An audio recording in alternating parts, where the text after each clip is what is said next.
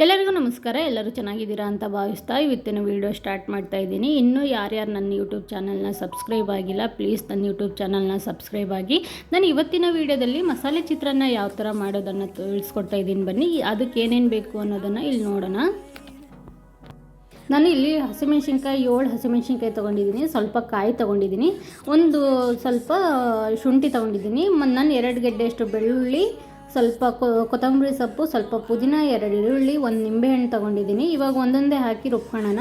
ಸ್ವಲ್ಪ ಶುಂಠಿ ಏನು ತಗೊಂಡಿದ್ದೆ ಅದನ್ನು ಮಿಕ್ಸಿ ಜಾರಿಗೆ ಹಾಕ್ಕೊಳ್ತಾ ಇದ್ದೀನಿ. ಕಾಯಿ ಹಾಕ್ಕೊಳ್ತಾ ಇದ್ದೀನಿ, ಸ್ವಲ್ಪ ಬೆಳ್ಳುಳ್ಳಿ ಹಾಕ್ಕೊಳ್ತಾ ಇದ್ದೀನಿ. 2 ಗೆಡ್ಡೆಯಷ್ಟು ಬೆಳ್ಳುಳ್ಳಿ ತೊಗೊಂಡಿದ್ದೆ ನಾನು, ಅದನ್ನು ಆ್ಯಡ್ ಮಾಡ್ತಾಯಿದ್ದೀನಿ.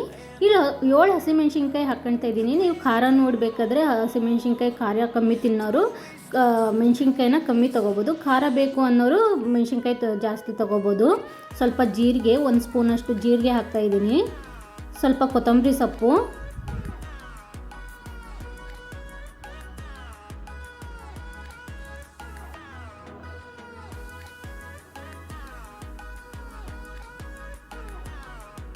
ಸ್ವಲ್ಪ ಪುದೀನ ನೋಡಿ ಹಾಕ್ಕೊಳ್ಳಿ, ಯಾಕಂದರೆ ಜಾಸ್ತಿ ಹಾಕ್ಕೊಂಡ್ರೆ ಅದೇ ಫ್ಲೇವರ್ ಬರುತ್ತೆ.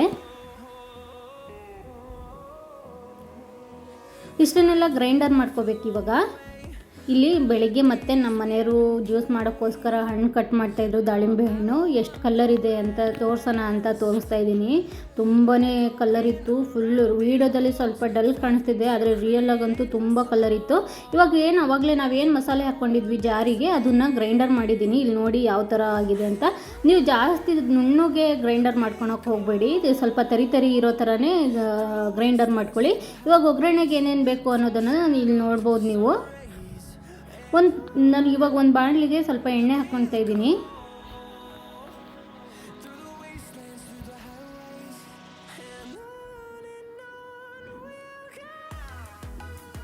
ಎಣ್ಣೆ ಬಿಸಿ ಆದಮೇಲೆ ಸ್ವಲ್ಪ ಸಾಸಿವೆ,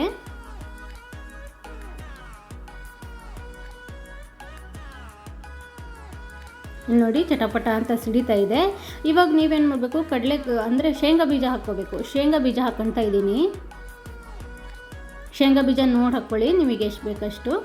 ಜಾಸ್ತಿ ತಿಂದರೆ ಜಾಸ್ತಿ ಹಾಕ್ಕೊಳ್ಳಿ, ಇಲ್ಲ ನಿಮಗೆ ಇಷ್ಟ ಇಲ್ಲ ಅಂದರೂ ಸ್ವಲ್ಪ ಹಾಕ್ಕೋಬೋದು. ಇವಾಗ ಕರ್ಬೇವಿನ ಸೊಪ್ಪು ಹಾಕ್ತಾಯಿದ್ದೀನಿ.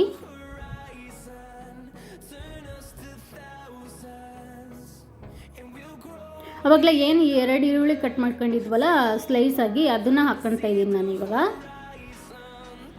ಈ ಮೂರನ್ನು ಸ್ವಲ್ಪ ಮೀಡಿಯಮ್ ಫ್ಲೇಮಲ್ಲಿ ಚೆನ್ನಾಗಿ ಗೋಲ್ಡನ್ ಕಲರ್ ಬರೋವರೆಗೂ ಫ್ರೈ ಮಾಡ್ಕೋಬೇಕು ಈರುಳ್ಳಿನ.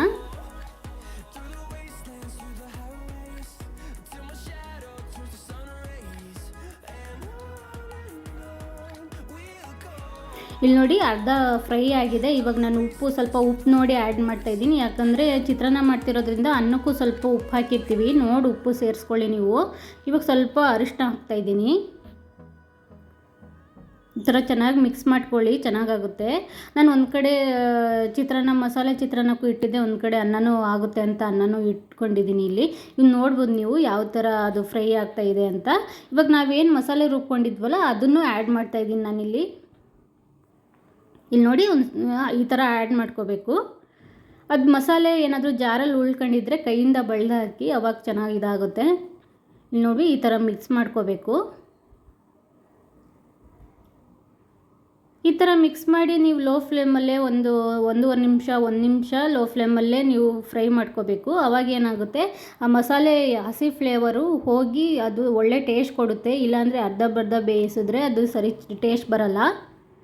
ಇಲ್ಲಿ ನೋಡ್ಬೋದು ನೀವು ಯಾವ ಥರ ಅದು ಇದಾಗ್ತಿದೆ ಅಂತ.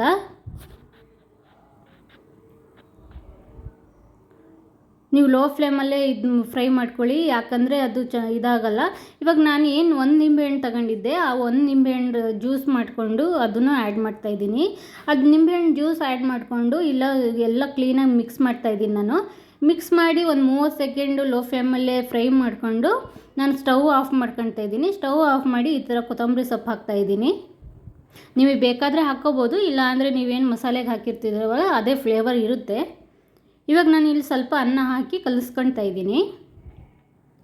ನಿಮಗೆ ಎಷ್ಟು ಬೇಕಷ್ಟು ಗೊಜ್ಜು ತೆಗೆದಿಟ್ಕೊಂಡು ನೀವು ಎಷ್ಟು ಜನ ಇದ್ದೀರಾ ಅಂತ ನೋಡಿಕೊಂಡು ನಿಮಗೆ ಎಷ್ಟು ಬೇಕಷ್ಟು ಅನ್ನನ ಕಲಿಸ್ಕೋಬೋದು. ತುಂಬಾ ಟೇಸ್ಟ್ ಇರುತ್ತೆ. ಒಂದು ಸಲ ಟ್ರೈ ಮಾಡಿ ಕಮೆಂಟ್ ಮಾಡಿ ಯಾವ ಥರ ಆಗಿತ್ತು ಅಂತ.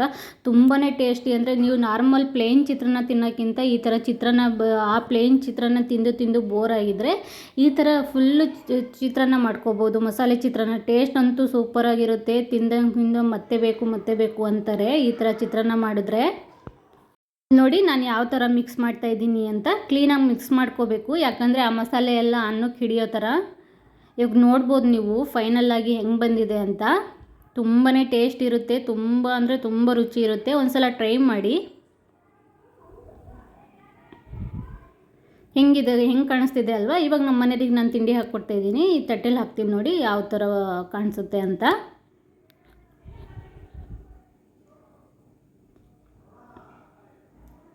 ಬಾಯಲ್ಲಿ ನೀರು ಬರ್ತಿದೆ ಅಲ್ವಾ. ಇವಾಗ ದಾಳಿಂಬೆ ಹಣ್ಣು ಏನು ಬಿಡಿಸಿಟ್ಟಿದ್ರು ಅದನ್ನು ನನ್ನ ಮಗ ಎದ್ದಿದ್ದಾನೆ. ಇವಾಗ ಅವನಿಗೆ ತಿನ್ನು ಅಂತ ಕೊಡ್ತಾಯಿದ್ದೀನಿ.